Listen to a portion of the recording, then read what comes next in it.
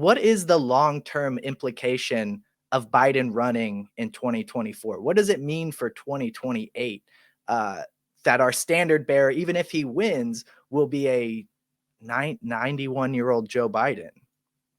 I think even at this relatively late date, we should not accept the idea that it's a slam dunk done deal that Biden will be the Democratic presidential nominee next year.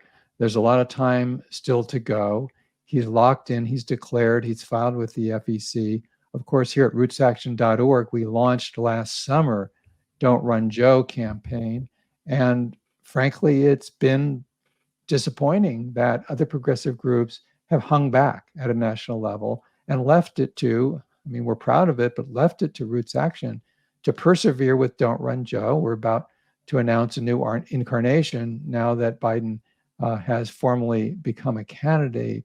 The implications are that it goes again to priorities that people who are around Biden in the White House, the circle between the Democratic National Committee and the Biden White House, that is a very tight circle. And there are a lot of people who are feeding from the trough financially and in terms of political power, fixers and their futures, personally and professionally, and in their networks, their consulting firms, the revolving doors between their current federal office that they hold or advisory position and the consulting firms that are making out like bandits. I mean, really, when you step back and you see, for instance, Antony Blinken, the current Secretary of State, during the 4 years of the Trump administration, he wasn't off playing golf, and he certainly wasn't doing nonprofit work to benefit communities.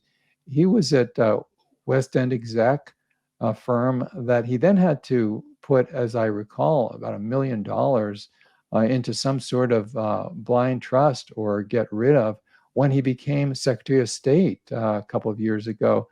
They were profiteers. I mean, here's we got a Secretary of State who previously, for 4 years, was making a huge amount of money brokering weapons sales to the Pentagon.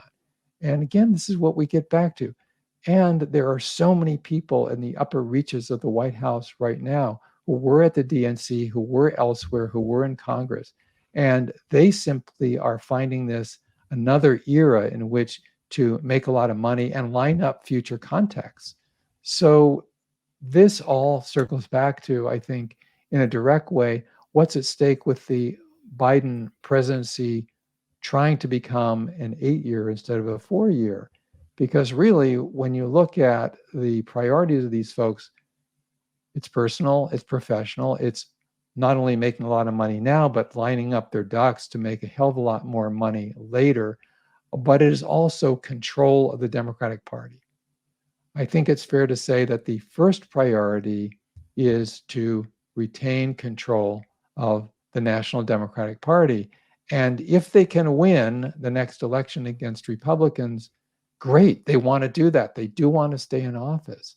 But I believe that there's tremendous evidence that if it were a choice between defeating Republicans but losing control of the Democratic Party, i.e., with a candidate with the politics of, say, Bernie Sanders, or on the other hand, being in a situation where it's the reverse, they want to retain control of the party. They'd rather lose to Republicans and keep the party than defeat Republicans and lose control of the party. And that's sort of symptomatic of the mentalities and the individual trajectories that we're dealing with from the top of the executive branch and the Democrats in Congress. I completely agree, and I've long said consultants don't care about winning. They make more money, and fundraising is easier when you're losing. Fundraising is a lot easier when you're attacking Donald Trump and you have no power to change anything. You can say whatever you want than it is if you're actually in power and have to do anything, especially with the corporate Democrats who don't really want to do anything because their donors are those same corporate powers that they pretend to try to fight when Republicans are in power. Well, they aim to get wealthier and wealthier. That's their neoliberal ideology, and it's a sort of personal ideology in most cases. And so then you look at that and you say, well, what the fuck? What are they here for? What are they doing? What is the purpose of their so-called public service. Ryan, you and I have both been involved in electoral campaigns, trying to get people into Congress and so forth. And what you're alluding to becomes really clear. There are progressive, very sincere, down to earth consultants for election campaigns, but there are a huge number of individual and incorporated entities that are just wailing at making as much money as they can. And classically, and this is across the board, it's not just Republicans, but a lot of Democrats as well. You have family members on payrolls, family members running consulting firms. And what do you know? The contracts of the congressperson or whoever are being given to the family members or close friends from the country club or the modern equivalent thereof. So again, what is the political economy and the underlying motivations here? It's really a pretty grim picture. And so progressives have an opportunity, and I think a compelling imperative obligation to say, we recognize this game. We're not walking away from electoral battles because they're crucial. And we want to build something very different.